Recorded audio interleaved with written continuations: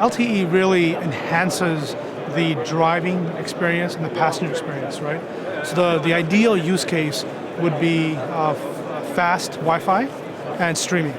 So think about you're on a vacation and you've got 2 or 3 kids in the back, everybody has an iPad like you have today, and really you're able to deliver good content in a very fast way to keep the kids quiet until you get to your destination.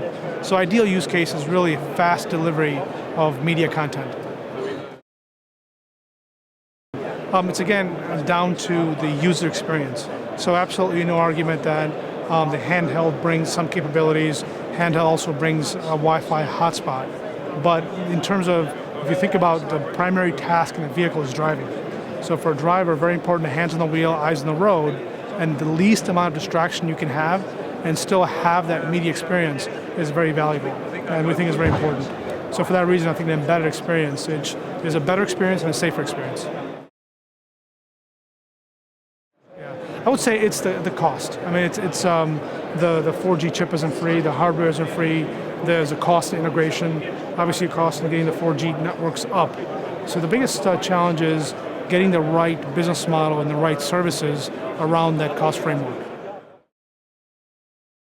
Yeah, so I would say in the idea of bringing high-speed Wi-Fi or Wi-Fi, I think that's standard in the sense that I think most operators will do that. Now, how do you bring that in?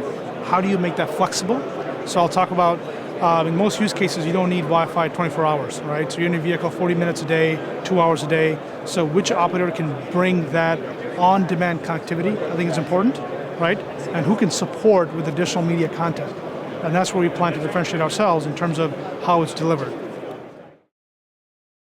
In the example context of the US, OnStar announced that some of their models are going 4G for model year 2014. I think Europe's going to be a little behind, as some work still needs to be done to get our networks going. So I think you can start looking at 2015, 2016, 2017 to get some good penetration of 4G-enabled vehicles. You know, I would say personally, being a little selfish, highlight was we hosted a roundtable yesterday. Really good interaction. So we had some really good representation from OEMs. Audi was there, Kia was there, some real good analysts, and had really honest conversation about some challenges, key themes in the space. We also released a report on connected car a few days ago, some discussions around that. So I really had a fantastic time in that conversation. Now, aside from that, some really good talks here. There was a company talking about the opportunity in the insurance space. So really good conversations, but personally excited about the roundtable we had yesterday.